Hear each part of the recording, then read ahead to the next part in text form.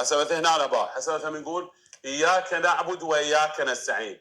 هسه هذا اياك اذا ترجع للفعل شو تصير نعبدك.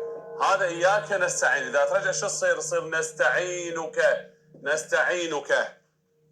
زين. طبعا الغرض بلاغي من التقديم هو شنو؟ هو الاختصاص. شوفوا هو شنو معنى الاختصاص؟ يعني اسفكم شنو معنى؟ هو الحقيقه مو الاختصاص، هو الكتاب يقول الاختصاص. هو الكتاب القديم كان غرض بلاغي مال هاي النقطه ارقى، كان التخصيص والحصر او التخصيص والتوكيد. التخصيص والحصر، التخصيص والتوكيد، لان نفس الحصر والتوكيد. يعني شنو معناه؟ يعني الله من قال اياك نعبد واياك نستعين، شنو معناها؟ هاي الايه اللي رددها يوميا في الصلاه سوره الحمد.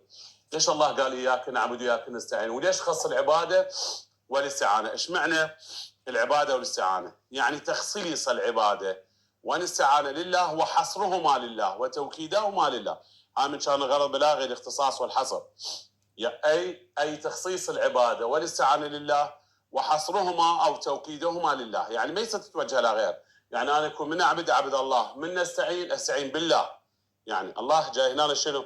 وذاك يسموه التخصيص والحصر او التخصيص والتوكيد. هسه لا، بالجديد الاختصاص، يعني اي تخصيص العباده والاستعانه لله. زين.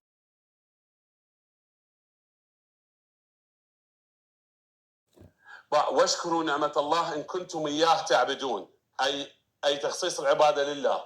زين. اياكم يعبدون اي تخصيص العباده، وهكذا.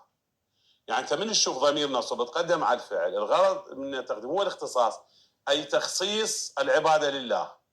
زين. مثلا اياه احترم، مثلا تقول انت بين اياه احترم، انت خصص احترام له. شوف هسه اياك اعني، هذا من ترجع شو تصير اعنيك. زين. يعني يخصص. يعني شنو غرض مع الاختصاص؟ يعني يخصص انه اعنيك بس. يعني انا اعنيك انت، اهتم بك انت بس، اخصك انت بالاعتناء. اخصك انت بالاعتناء مو غيرك، يسمونه اختصاص. زين.